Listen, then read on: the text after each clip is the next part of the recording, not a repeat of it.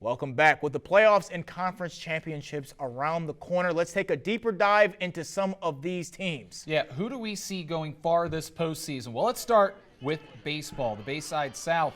Who do we see going farthest, Devin? Right now, Brandon, I'm buying Decatur, obviously. I mean, they've been nearly perfect this season, going 16-1. Their lone loss being against Parkside. Their point differential is insane.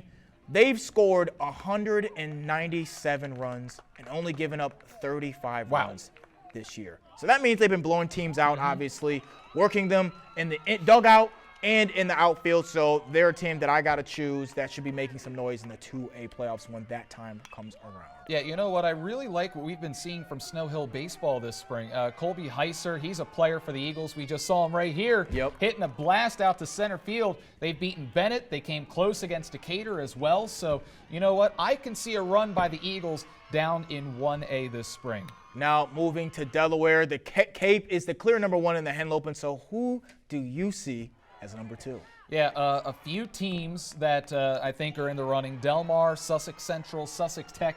If you asked me a couple of weeks ago, I'd have put Central at the top of that list. Like I said before, they won their first 6 games, but they lost 5 out of their last 8 now. They've lost 4 of the top 10 teams in the entire state of Delaware. So, you know, they're going up against some of the top talent in the entire state, but they're not coming away with any W's.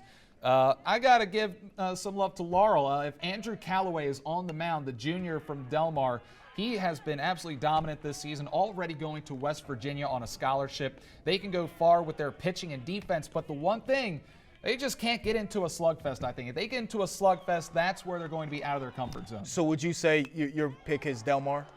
As of right now, yeah, besides Cape Henlopen, I think Cape Henlopen's the top dog. We just saw them beat Appoquinimink last weekend. So, all right. I would think to add Indian River is another team that you could argue that could be in that group, but they've been pretty disappointing recently. I mean, they faced the 4-7 Laurel Bulldogs yesterday, and they lost that game. And now the Laurel Bulldogs are 5-7 because of that. So if I had to choose a team right now out of that group, I'd agree it would probably be Delmar. They've beaten everyone from the Henlopen South that they faced, including a win over Tech. But they will be playing Central in the next 11 days, plus obviously Cape. So we'll be able to see how they measure up against those teams, then kind of see if they deserve that number 2 spot. Yeah, I mean, we've got about 1 more week until the playoffs start, and then we'll see teams start to kick it up a notch. All right, next up, the Bayside Softball Championship featuring Decatur and Queen Anne's.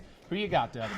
I want to root for the underdog Seahawks here. I really do, but Queen Anne's looks a little too strong. I mean, I'm gonna have to buy Queen Anne's. I mean, they have played each other earlier this year, and it didn't go so well for Decatur. Well, I will say for Decatur, they did get runners in scoring position quite a few times against Queen Anne's, but the pitching was just too strong. We've seen Queen Anne's a few times this season already. They shut Decatur out already, like I said.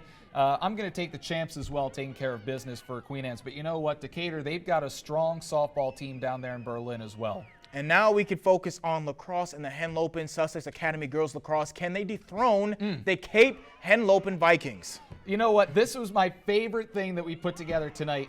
First of all, Cape Henlopen has won the last 12 state titles in girls lacrosse in the state of Delaware. They're the top dynasty in the entire state. Cape is unbeaten in the state this season once again. But you know what? Watch out for Sussex Academy. They are 12-1. They've given up the fewest goals per game in the entire state of Delaware this year. They did lose to Cape Henlopen a few weeks ago by just 4 goals earlier this season. Yeah. As much as I want to pick Sass in an upset over Cape in the tournament, I just can't do it. They are a younger team with less experience. Cape seems to really turn it on in the playoffs.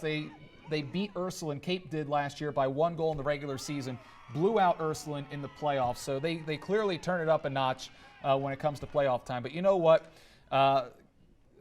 Sussex Academy, they've got some really, really good upperclassmen. But Macy Steinwedel is a player to remember because she has been amazing as a freshman for this team, Sussex Academy. She's a player to watch in the years to come. Again, 12 straight state titles. Yeah, going for lucky number 13. So it's hard to really pick. It's really hard to get to pick the bet against them. So coming up, some Delaware lawmakers are looking to amend the state's constitution to create a cleaner, greener future for the first state. When we return. I'm Bryson Coleman from Decatur, and this is Delmarva Sports Insider.